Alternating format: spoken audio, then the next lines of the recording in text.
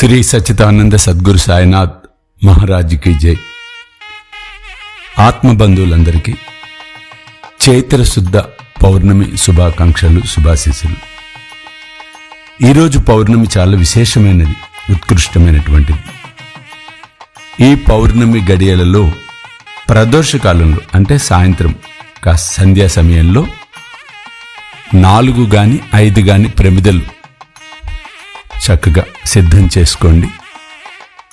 4 లేదా 5 జాజికాయలు తీసుకొని మీ సంకల్పాలు చెప్పుకొని ప్రతి ప్రమిదలో ఒక్కొక్క జాజికాయ ఉంచండి.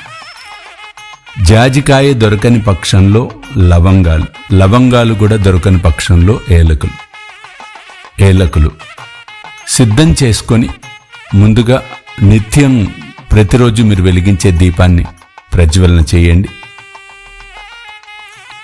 ధూపం అగరబత్తి పుల్లలు వెలిగించి చూపించండి.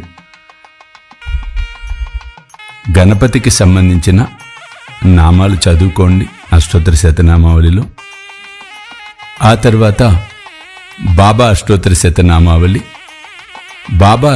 శతనామావళి తర్వాత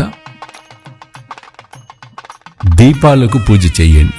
దీపాలకు పూజ చేసేటప్పుడు మీ సంకల్పాలు మనసులో చెప్పుకొని నమస్కరించుకొని ఓం సిద్ధ సంకల్పాయ నమః ఈ నామంతో పూజ చేయండి. పూజ చేసిన అనంతరం దీపాలను, జ్యోతులను వెలిగించి నమస్కరించుకొని మీకు తోచిన నైవేద్యాన్ని నివేదన చేయండి. అనంతరం హారతిని సమర్పించి ప్రసాదాన్ని స్వీకరించండి. ఆ తర్వాత ఈరోజు రాత్రి అలాగే జాజికాయలను ఉంచండి. మరునాడు కూడా అవకాశం ఉంటే అమావాస్య దాకా ప్రతిరోజు దీపారాధన వాటితోనే చేసే ప్రయత్నం చేయండి. అమావాస్య రోజు ఆ జాజికాయలనైనా మీరు ఏవైతే సమర్పించారో అందులో ఉంచారో వాటిని అమావాస్య రోజు ఏం చేయాలనేది మరలా తదుపరి తెలియచెప్పే ప్రయత్నం చేస్తాను.